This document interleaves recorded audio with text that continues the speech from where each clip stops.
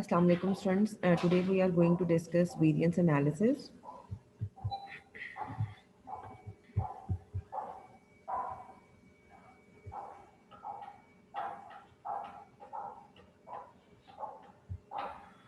Okay, variance analysis, and let's see what variance is. Students, variance is basically the difference between the planned results and the actual outcome, right? Now let's see what is planned results. Actually, in the start of the year, in the start of any accounting period, the managerial accountants, basically they make budgets. These budgets act as a standard for the performance measurement of the employees at the end of the year. In the start of the year, when we make budgets, these budgets are of various kinds, like cash budget, material budget, labor budget, factory overheads budget, selling and administrative budget. ये सब budgets हम लोग start of the year में बनाते हैं. इसको हम लोग अपनी प्लानिंग फेज में ये हमारे बनते हैं. जैसे इसमें आपको इस वक्त दो बजट्स की एग्जांपल्स दी हैं. जैसे ऑपरेटिंग बजट्स में आपके पास बजटेड इनकम स्टेटमेंट है. Budgeted income statement states that कि इस अकाउंटिंग पीरियड के एंड पर हम कितना प्रॉफिट अर्न कर लेंगे. प्रोडक्शन बजट इट मीन्स वो बजट जो हम बनाते हैं कि इस पूरे साल में हमने कितने यूनिट्स प्रोड्यूस करने हैं. Similarly budgeted cost of goods sold कि हमारे जो यूनिट्स हम लोगों ने बेचने हैं उनके ऊपर हमारी टोटल कितनी कॉस्ट इनकर हो जाएगी. इसी तरह हमारे पास सिमिलरली सपोर्टिंग बजट्स होते हैं, like direct material budget, direct labour budget, factory overhead budgets, ending inventory budgets. तो ये हमारे पास सपोर्टिंग बजट्स बनते हैं. सिमिलरली हमारे पास कुछ फाइनेंशियल बजट्स होते हैं, like cash budget, budgeted balance sheet and all. ये तमाम बजट्स जो होते हैं ये स्टैंडर्ड का काम करते हैं कि आप क्या एक्सपेक्ट करते हैं अपने एम्प्लॉयज़ से कि वो कितना, क्या उनकी परफॉर्मेंस क्या होनी चाहिए. अकाउंटिंग पीरियड के एंड पर इट मीन्स जब आपका जो भी आपका अकाउंटिंग पीरियड है, साल, महीना, मंथ या जो कुछ भी, उसके एंड पर आप उनकी एक्चुअल परफॉर्मेंस को मेजर करते हैं कि एक्चुअली उन्होंने कितना परफॉर्म किया है. और अगर इन प्लान रिजल्ट्स में, ये जो आपने बजट्स में बनाए हुए हैं और जो एक्चुअल आउटकम जो आके आप एक्चुअली मेजर कर रहे होते हैं परफॉर्मेंस, इनमें अगर कोई डेविएशन एग्जिस्ट करती हो, कोई डिफरेंस एग्जिस्ट करता है, तो उसको हम वेरिएंस कहते हैं. राइट. और यूजली ऐसा ही होता है कि कभी भी ऐसा नहीं होता कि जो कुछ आपने प्लान किया हो और आपके एक्चुअल आउटकम्स बिल्कुल उसके मुताबिक हों. थोड़ी बहुत डेविएशंस हो ही जाती हैं. फॉर एग्जांपल, आपने सोचा था कि आप 100 यूनिट्स बेचेंगे, तो eight the end of an accounting period 110 भी हो सकती हैं और 90 यूनिट्स भी हो सकते हैं. राइट. आप ज़्यादा भी परफॉर्म कर सकते हैं और कम भी परफॉर्म कर सकते हैं. सो अगर आपने अंडर परफॉर्म किया या ओवर परफॉर्म किया, तो दोनों सूरतों में वो डिफरेंस एग्जिस्ट करता है. उस डिफरेंस को हम क्या कहते हैं? वेरिएंस कहते हैं. Now variance is of two types, favourable variance and unfavourable variance. अब नाम से तो आपको पता चल गया होगा कि अगर आपने 100 यूनिट्स आपने सोचा था कि आप बेचेंगे और आपने 110 यूनिट्स बेच दी हैं, तो definitely this is favourable variance. Why? The difference exist, but this variance actually it takes you to कि आपका प्रॉफिट कंपनी का अल्टीमेटली इंक्रीज हो रहा होगा. तो हमारे पास एंड टूल क्या है? If the companies operating profit is increasing by any of the variance, that variance is alone is taken as favorable variance.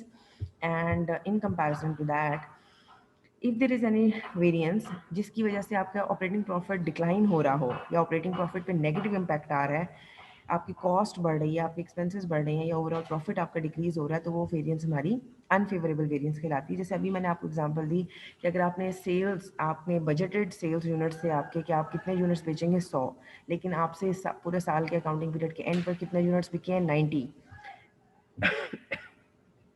तो आपने अंडर परफॉर्म किया है. This is what we call unfavourable variance. Now एक आपके पास income statement आपके पास given है एक division की. Right. Now this was the master budget. It means कि ये आपने प्लान किया हुआ था at the start of an accounting period. अब at the end of an accounting period ये आपके पास आपकी एक्चुअल परफॉर्मेंस नज़र आ रही है. अब हम इन दोनों का डिफरेंस यहाँ पे कंप्यूट करेंगे कि वेरिएंस कैसी है. लाइक फर्स्ट में देखिएगा, आपने यूनिट सेल आउट करने थे 1 लाख, ऐसे आपने सोचा था the start of an accounting period, and you propose in your budget. Right. Sales revenue के बजट में आपने इसको, सेल्स के बजट में आपने उसको प्रपोज किया था. अब आपने एक्चुअली कितने यूनिट्स बेचे हैं? एक्चुअली आपके यूनिट सेल हुए हैं 80,000. तो एक्चुअली अब आपने अंडर परफॉर्म किया है, तो आपका वेरिएंस आ रही होगी 20,000 यूनिट्स की, और ये वेरिएंस कैसी होगी? अनफेवरेबल वेरिएंस होगी. Where, okay, now this is the difference between these two, the planned and the actual results is termed as variance. और इस वेरिएंस के सामने हमने उसकी डायरेक्शन भी शो कर दी कि ये फेवरेबल है या अनफेवरेबल है. The you denotes the unfavourable variance while the f denotes favorable variance. Similarly friends, ये तो थी इन टर्म्स ऑफ यूनिट्स. अगर हम इन टर्म्स ऑफ रेवेन्यू बात करें तो आपकी जो स्टैंडर्ड प्राइस पर यूनिट थी दैट वाज 10 पर यूनिट. ये आपको स्टैंडर्ड प्राइस गिवन है, यूनिट्स को प्राइस से मल्टीप्लाई कर दें, आपके पास सेल्स रेवेन्यू आ रहा था 1 मिलियन का, जबकि आपने एक्चुअल में कितने सेल्स रेवेन्यू अर्न किया, 8,40,000 का. और ये जो डिफरेंस है 1,60,000 का, ये आपकी अनफेवरेबल वेरिएंस है. एक कॉस्ट में भी देख लेते हैं. यहाँ पे देखिएगा स्टूडेंट्स कि आप लोगों ने वेरिएबल मैन्युफैक्चरिंग कॉस्ट जो आपकी थी, जैसे डायरेक्ट मटेरियल, डायरेक्ट लेबर और वेरिएबल एफओएच इसमें आ रहा था, उसमें आपने सोचा था कि उसमें खर्चा होगा 3,80,000 का. ऐसा आपने प्लान किया था कि ऑलमोस्ट इतना खर्चा होगा 3,80,000 का. लेकिन आपका एक्चुअल खर्चा कितना हुआ है, तकरीबन 3,30,000 आपका खर्चा हुआ है.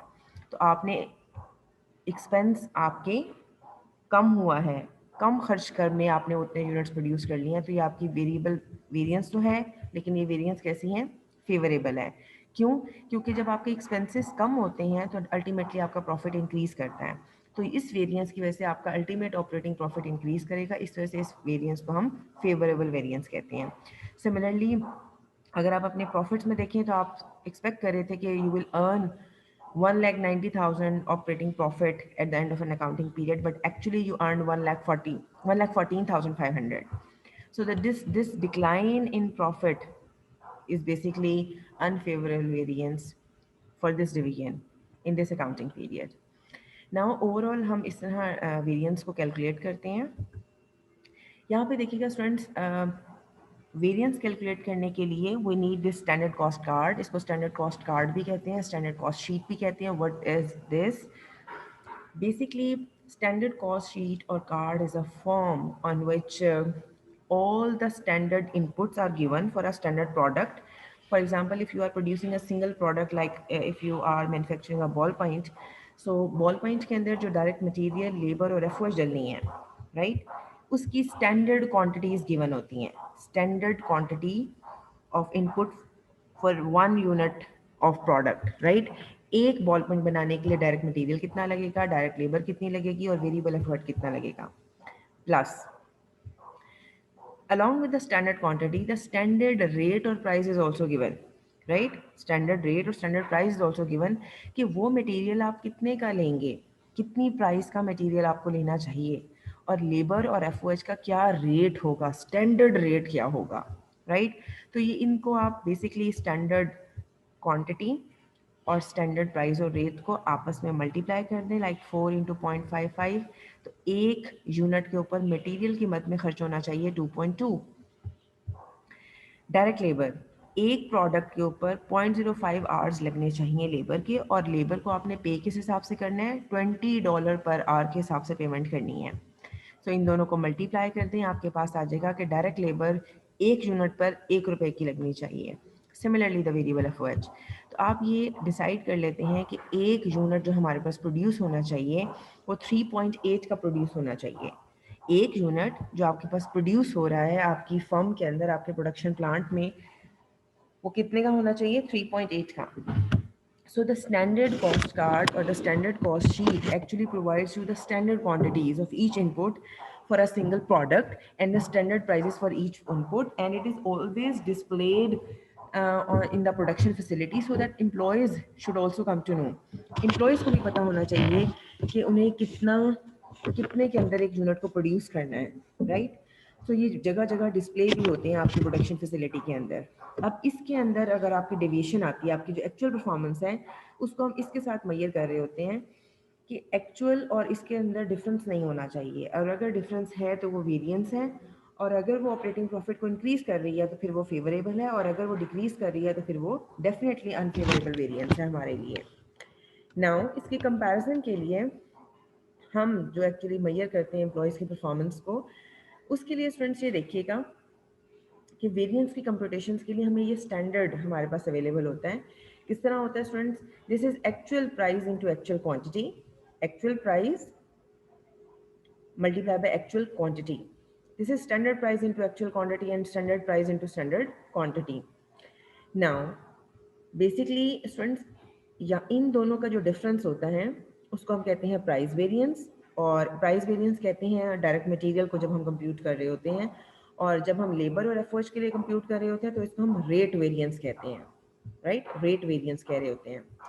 और इन दोनों का जो डिफरेंस होता है, like actual inputs at standard price और हमारे जो standard price at standard quantity का जो डिफरेंस होता है, इसको हम एफिशिएंसी वेरिएंस कहते हैं। और इन दोनों को क्लब करके हमारे पास टोटल वेरिएंस आती हैं। ना ये हमारे पास बेसिकली फॉर्मूला है। अब हम तीनों जो हमारी डायरेक्ट मटेरियल वेरिएंस हैं, डायरेक्ट लेबर और वेरिएबल एफओएच की वेरिएंस को कंप्यूट करेंगे। लेकिन उससे पहले एक इसको इस सिंपल फॉर्म में इसको देखिएगा काइंडली, कि actual price into actual quantity और standard price into actual quantity. Price variance के लिए हम सिंपल फॉर्मूला क्या यूज़ करते हैं? प्राइस वेरिएंस उसने आपसे कहा कि डिफरेंस है between the actual quantity purchase में। अब ये देखें, actual price into actual quantity minus standard price into actual quantity. अब इसमें एक्चुअल क्वांटिटी एक्चुअली रिपीट हो रहा है, तो हमने एक्चुअल क्वांटिटी को कॉमन ले लें तो आपके पास ये आ जाती है variance, actual price minus standard price. Basically price variance क्या है? प्राइस वेरिएंस यही है कि स्टैंडर्ड प्राइस, जिसको हम बजटेड प्राइस कह रहे हैं, और एक्चुअल प्राइस में क्या डिफरेंस है। फॉर एग्जांपल मैं सपोज कर लेते हैं कि आप लोगों ने डिसाइड किया हुआ था कि डायरेक्ट मटेरियल आपने 2 रुपए के हिसाब से ख़रीदना है। मैं सपोज कर लेते हैं 2 रुपीज़ पर के जी बाय करना है। मैं सपोज कर लेती हूँ 2 रुपीज़ पर के जी बाय करना है। ये आपका स्टैंडर्ड था। अब आप जब मार्केट में आपका बाइंग ऑफिसर गया तो उसने 2.5 रुपीज़ पर के जी बाय कर लिया वो चीज़। तो अब आपने एक्चुअल प्राइस उसके लिए कैसे पे की है? ज़्यादा पे कर दी है बजटेड प्राइस से। अगर आपने बजटेड प्राइस से ज़्यादा पे की है तो ये वेरिएंस अनफेवरेबल वेरिएंस हो जाएगी, क्योंकि आपकी एक्सपेंसेस बढ़ जाएंगे, आपकी कॉस्ट बढ़ रही है, आपके एक्सपेंसेस बढ़ रहे हैं, आपका प्रॉफिट डिक्रीज हो जाएगा, तो ये अनफेवरेबल वेरिएंस क्रिएट हो जाएगी। लेकिन हाँ, अगर ऐसा है कि बजटेड प्राइस 2 रुपीज़ पर के जी थी और आपने उसको बाय किया 1.90 पर के जी, बजटेड से कम पे आपने उसको ख़रीदा है, मार्केट में आपको वो चीज़ मिल गई है, आपने आपके बाइंग डिपार्टमेंट ने या आपके बाइंग एजेंट ने उसे कम रेट पे ख़रीदा है, तो डेफिनेटली वो जो डिफरेंस होगा वो फेवरेबल वेरिएंस कहलाएगी। तो एक्चुअली प्राइस वेरिएंस वो वेरिएंस होती है कि जो एक्चुअली आप क्वांटिटी परचेज कर रहे हैं वो आपने किस प्राइस पे ख़रीदी है। प्राइस आपकी ज़्यादा नहीं खर्च करना आपने।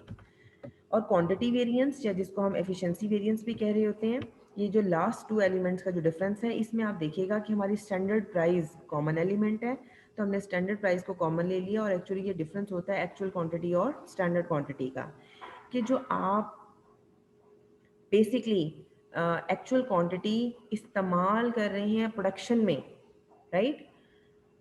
फॉर एग्जांपल आपने 10 यूनिट्स बनाने हैं, तो 10 यूनिट्स बनाने के लिए एक्चुअल क्वांटिटी जो आप लगा रहे हैं वो स्टैंडर्ड से ज़्यादा तो नहीं है। अगर आपने स्टैंडर्ड से ज़्यादा क्वांटिटी इस्तेमाल कर ली है तो डेफिनेटली वो अनफेवरेबल वेरिएंस क्रिएट करेगा। लेकिन अगर आपने स्टैंडर्ड जितनी या स्टैंडर्ड से कम क्वांटिटी में सिंपल यूनिट्स प्रोड्यूस कर ली हैं तो डेफिनेटली वो फेवरेबल आपकी वेरिएंस क्रिएट करेगा। So basically this is the difference between actual quantity and the standard quantity, and then you have to multiply it with the standard budgeted price per unit, आपके पास efficiency variance आ जाएगी। Now it's the time to calculate direct material variance. First,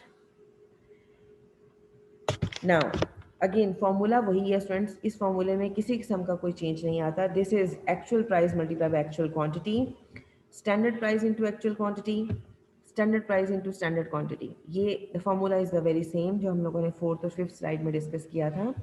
again in दोनों के difference को हम price variance कह रहे हैं और इन दोनों के डिफरेंस को हम एफिशिएंसी वेरिएंस कह रहे हैं। अब देखना ये स्टूडेंट्स कि ये कंप्यूट कैसे हो रही है। अब आपको जो डाटा होगा उसमें आपको एक को स्टैंडर्ड कॉस्ट कार्ड गिवन होगा। स्टैंडर्ड कॉस्ट कार्ड से आपके पास क्या आ जाएगी? स्टैंडर्ड प्राइस आएगी और स्टैंडर्ड क्वांटिटी आएगी। स्टैंडर्ड प्राइस और स्टैंडर्ड क्वांटिटी आएगी। ये मैं आपको एक दफ़ा दोबारा दिखा देती हूँ। अगर मेरे पास कॉस्ट कार्ड ये, इसको बेटा हम लोग स्टैंडर्ड प्राइस कह रहे हैं, स्टैंडर्ड प्राइस कह रहे हैं, और इसको हम स्टैंडर्ड क्वांटिटी कह रहे हैं। जब आपने डायरेक्ट मटेरियल की वेरिएंस निकालनी है तो ये आपकी स्टैंडर्ड प्राइस है और ये आपकी स्टैंडर्ड क्वांटिटी है। जब हम डायरेक्ट लेबर की वेरिएंस निकालेंगे तो ये आपकी स्टैंडर्ड प्राइस है और ये आपकी स्टैंडर्ड क्वांटिटी है। सिमिलरली जब वेरिएबल एफओएच की वेरिएंस निकलेगी तो this is the standard price, this is the standard quantity. तो और इसके अलावा स्टूडेंट्स एक हमें डाटा गिवन होगा, एक्चुअल का डाटा गिवन होगा, तो उससे आपके पास एक्चुअल क्वांटिटी और एक्चुअल प्राइस आ जाएगी। ठीक हो गया, ये हम लोग डिस्कस कर रहे थे। लेट्स से अब आपको जो क्वेश्चन गिवन है उसके अंदर एक्चुअल मटेरियल की प्राइस गिवन है 0.6 पर डॉलर, जबकि आप देख लें कि स्टैंडर्ड कितना था, स्टैंडर्ड कहता था 0.55 पे परचेज करना चाहिए आपको एक यूनिट का मटेरियल, आपने कितने में ख़रीदा है 0.6 का। तो यहाँ से अभी हमें पता चल रहा है कि आपने अनफेवरेबल वेरिएंस क्रिएट होगी। एक्चुअल क्वांटिटी कितनी डली प्रोडक्शन में, 328,000, ये आपको डाटा में गिवन होगी, हर क्वेश्चन वेरी कर रही होती है बेसिकली। आप लोगों ने एक्चुअल क्वांटिटी कितनी परचेज की है प्रोडक्शन में डली, 328,000, मल्टीप्लाई कर दें standard price into actual quantity, दोनों को मल्टीप्लाई करें, 328,000 इंटू 0.55, ये आपके पास आ जाएगा actual input at standard price. इन दोनों को मल्टीप्लाई कर दें actual quantity into actual price, आपके पास एक्चुअल फिगर्स आ जाएंगे 196,800। इन दोनों का डिफरेंस कैलकुलेट करें, आपके पास आ रहा है 16,400। Definitely it's unfavourable variance. Why? Standard कहता था कि आपका टोटल खर्चा होना चाहिए था 1,80,400, आपने कितना खर्चा किया, एक्चुअली आपने खर्चा कर दिया 1,96,800 का। तो जो आपने एक्स्ट्रा अमाउंट पे किया 16,400, that is unfavourable variance, because ultimately ये आपके प्रॉफिट्स में को डिक्लाइन कर देंगी। नाउ इसको को देखिएगा स्टूडेंट्स कि आप लोगों ने standard price at standard quantity कैसे कैलकुलेट करनी है। स्टैंडर्ड प्राइस आप लोगों को मटेरियल की प्राइस गिवन थी, स्टैंडर्ड कॉस्ट कार्ड में गिवन थी 0.55, 0.55। आपकी स्टैंडर्ड क्वांटिटी कितनी है, 3,20,000 of direct material that was actually allowed for actual output. Standard price multiply by standard quantity करें, दोनों को मल्टीप्लाई कर दें, आपके पास आ जाएगा 1,76,000। और इन दोनों का डिफरेंस क्वांटिटी वेरिएंस है कि एक्चुअली सॉरी 1,80,400 माइनस 1,76,000, इन दोनों का डिफरेंस लें, ये आपके पास कैसी वेरिएंस आ रही है, एफिशिएंसी वेरिएंस आ रही है, और that is also unfavourable. Standard कहता था कि आपने मटेरियल कितना लगना चाहिए था आपका, $176,000, जबकि आपने उस पर खर्चा कितना कर दिया, 1,80,400 का। तो ये जो वेरिएंस है ये हमारी कैसी हैं, अनफेवरेबल वेरिएंस हैं। टोटल जो आप लोगों के पास मटेरियल लगना चाहिए था वो 3,20,000 का था, लेकिन आप लोगों ने कितने पाउंड मटेरियल डाल दिया, कितने पाउंड मटेरियल की कॉस्ट डाली, 3,28,000। तो ये जो 8,000 एक्स्ट्रा डल रहा था उसकी वजह से डिफरेंस राइज हुआ, जब आपने उसको मल्टीप्लाई किया स्टैंडर्ड प्राइस के साथ, तो डिफरेंस राइज हुआ 4,04,000 का, सॉरी 4,400 का। Now this is efficiency variance. ये दोनों हमारे पास वेरिएंसेस कैसी हैं, अनफेवरेबल हैं। अगर एक अनफेवरेबल वेरिएंस हो और दूसरी भी अनफेवरेबल वेरिएंस हो तो ये हमेशा ऐड होती हैं, हमेशा ऐड होती हैं। तो हम टोटल वेरिएंस में इन दोनों को ऐड ऑन करके हमारे पास टोटल वेरिएंस आ जाएगी 20,800। इट मीन्स डायरेक्ट मटेरियल की टोटल वेरिएंस कितनी है, 20,800। लेकिन अगर एक अनफेवरेबल और एक फेवरेबल वेरिएंस हो यहाँ पर, तो डेफिनेटली फिर हम उसको उसका डिफरेंस लेंगे, उसको माइनस करेंगे। लेकिन यहाँ पर क्योंकि दोनों वेरिएंसेस अनफेवरेबल थी तो हमने दोनों को ऐड ऑन कर लिया। This is direct material variance. On the same pattern we will calculate direct labour variance. Direct labor variance, again, formula is the same. Actual price into actual quantity, standard price into actual quantity, standard price at standard quantity.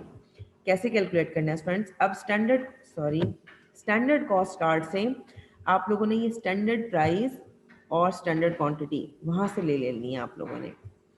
Now actual quantity के लिए आपको जो भी question given होगा वहाँ से आप data लेंगे। एक्चुअल लेबर प्राइस यहाँ पे गिवन है 18, एक्चुअल लेबर प्राइस कितनी गिवन है, 18, जबकि स्टैंडर्ड क्या कहता था, the labour price should be $20, right.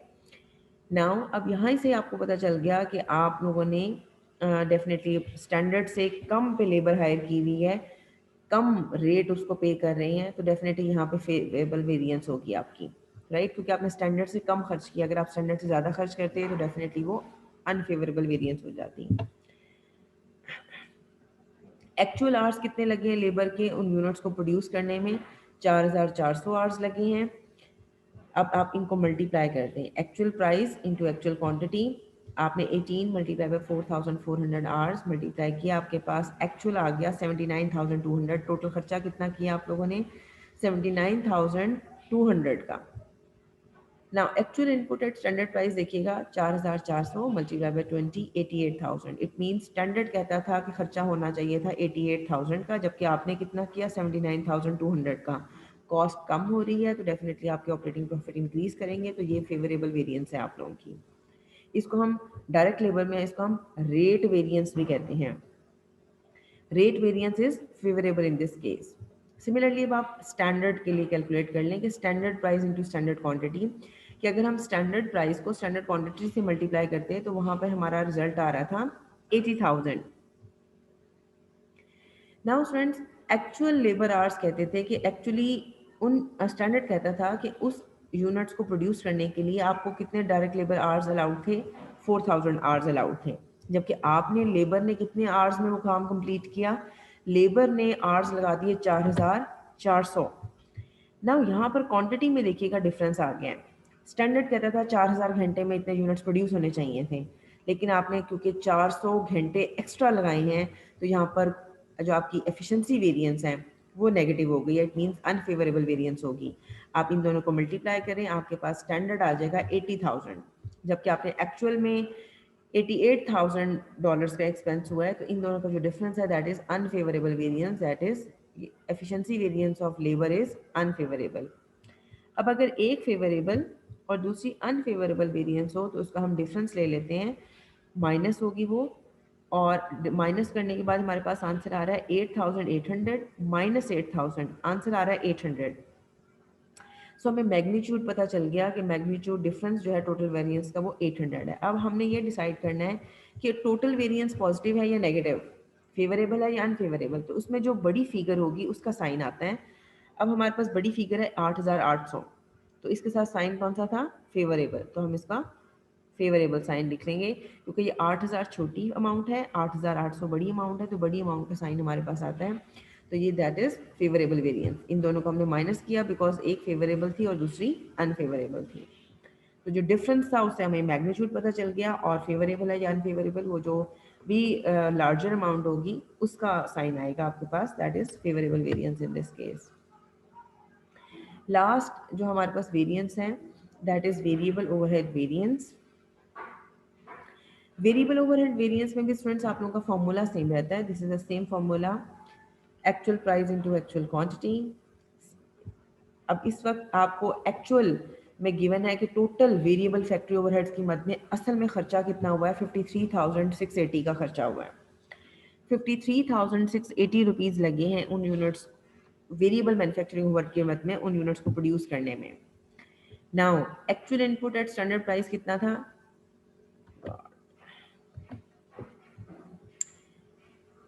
जी, इस वेरिएबल मैन्युफैक्चरिंग ओवरहेड में लेबर आवर्स आपकी एज बेस थे, तो उन्होंने लेबर आवर्स ही एज पिक किए हैं एज ओवरहेड बेस। आप देख रहे होंगे यहाँ पर मेंशन भी है एज ओवरहेड बेस।